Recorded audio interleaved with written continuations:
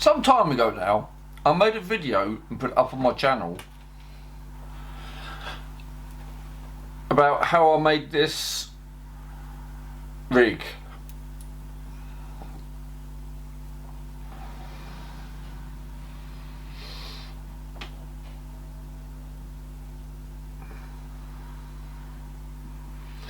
But recently,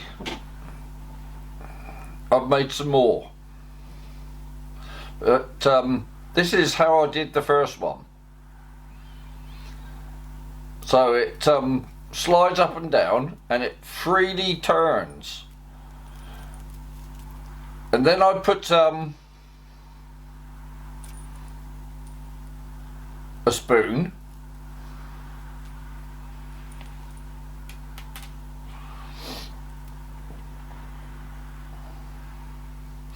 And then a lot further down, I put a split shot very close to the hook, so it holds it on the bottom.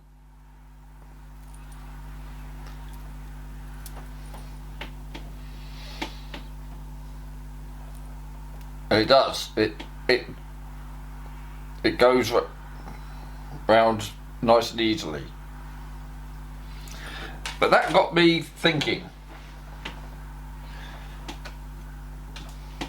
So I came up with another idea. Instead of having the spoon on the line away from the boon, I thought, can't I just put the spoon on the boom and then just have the split shot of the line. That way everything's up on the boom. And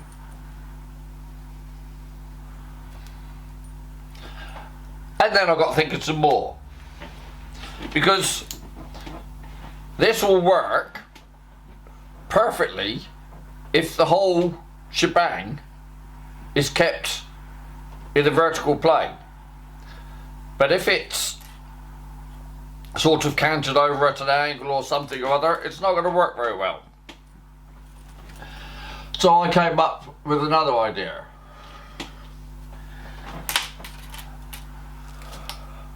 And this time I've got all sorts of rubbish on here.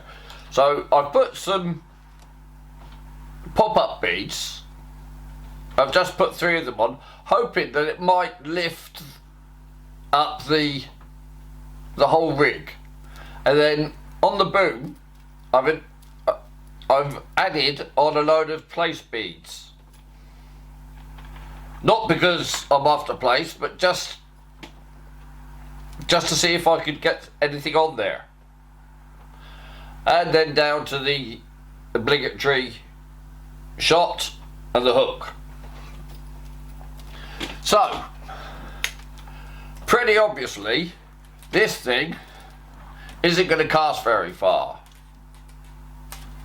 And what I've done with this one, look, I've put it on upside down on purpose because I wanted to try and keep this boom away from the weights.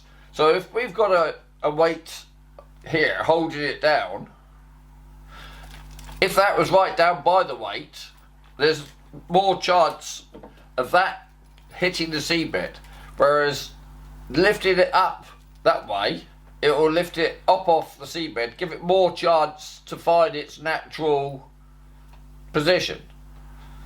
Now, with this first iteration that I tied and made, I was it's not that one. No, it's that one. The one with the line. I was finding with this one, I was catching a lot of fish with it. But I gave up using it in the end because I started getting into competition fishing.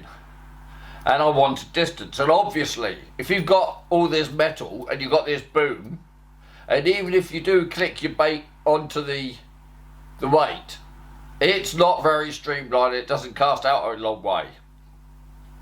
So I got into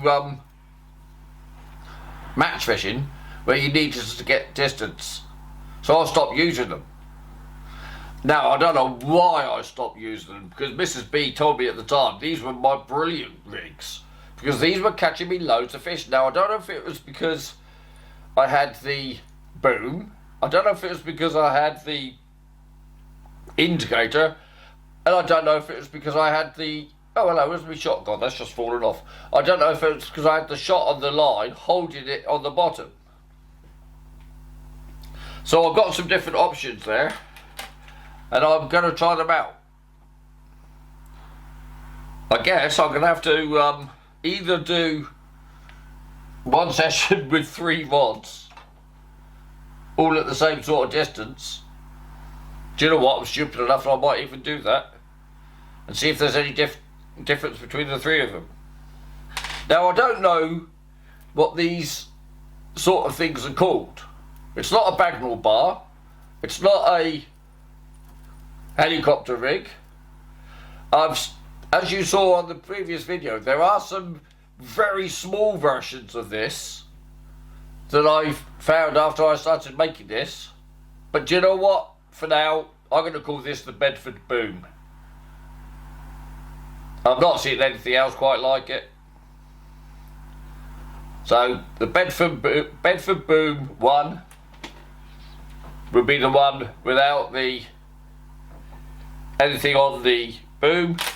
The Bedford Boom 2 would be the one with just the spoon, and the Bedford Boom 3 will be the one with all this rubbish and the boom upside down. So we'll give those a go, and we'll see what happens.